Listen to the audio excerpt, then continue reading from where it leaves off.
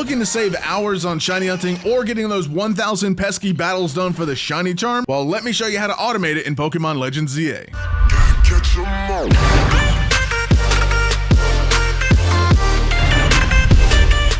Whether you're shiny hunting doing bench resets or fly resetting, or if you just want to get those 1,000 battles done to get the shiny charm, the way that you're going to be able to automate this in Pokemon Legends Z-A on the Nintendo Switch and the Nintendo Switch 2 is by getting a macro controller. Just a quick note before we get started, if you're not a fan of the macro controllers or you think it takes the fun and enjoyment out of it, that's okay. I completely understand that viewpoint and this isn't for you.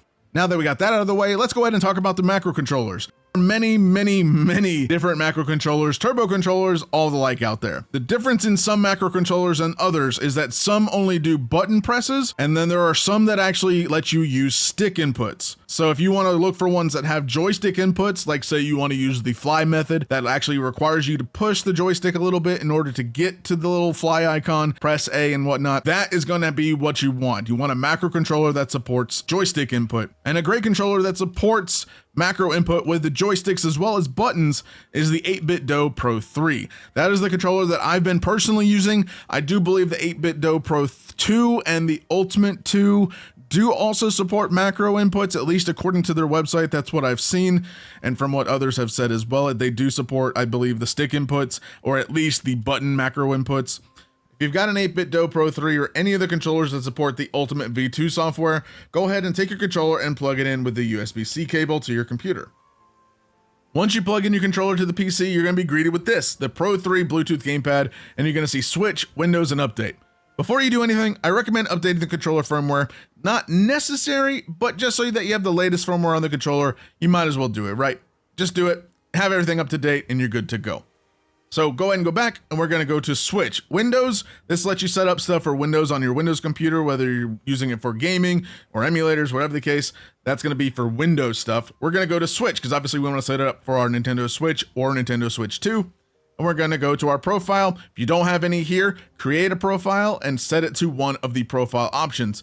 Now, you can have up to 3 different profiles. So if you have brothers, sisters, whatever the case, and you guys want to share one controller, you can actually use different profiles. Set your number 1 to yours, set 2 to bro, set 3 to sis, whatever the case is. You can have up to 3. So let's go ahead and go into mine.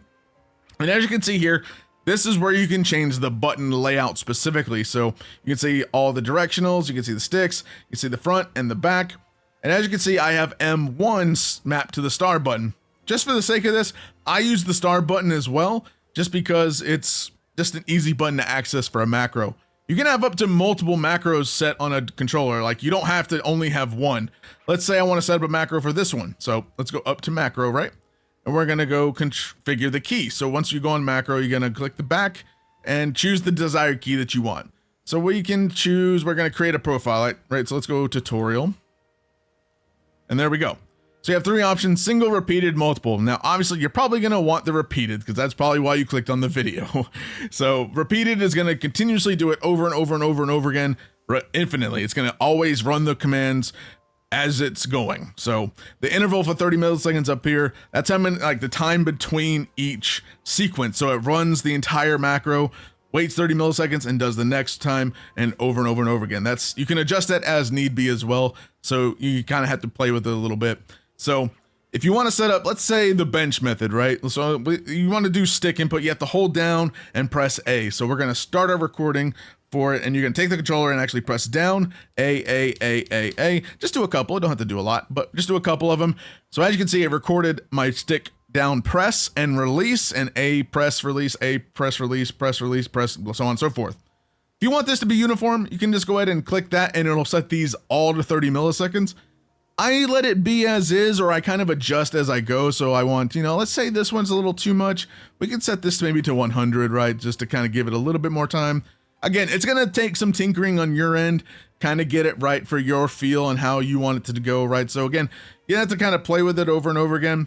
And then once you got your macro set, you're going to hit save.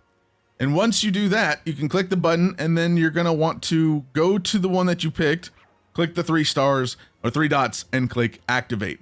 It's going to load it into that button on the M2, and boom, that's it. That's all you got to do. It's done. And then you can take out your controller and go into the Switch and let it plug into the Switch.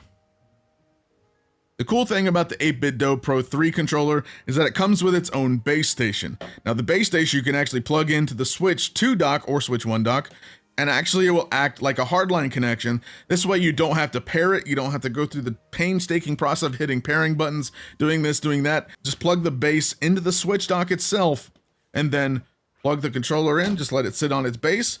It'll actually charge, you can see the charging light. But once you take it off, it'll automatically connect to your Switch because it's plugged into the Switch via the dock, and the controller actually interfaces with its own dock, its own base station there. So that way you don't have to fumble with, doing any pairing issues. So there you go. After you do that, go ahead and get ready to use your macro. And boom, just like that, your controller's done, and your macro is running, and you're shiny hunting, getting 1,000 battles done, or whatever else you're doing.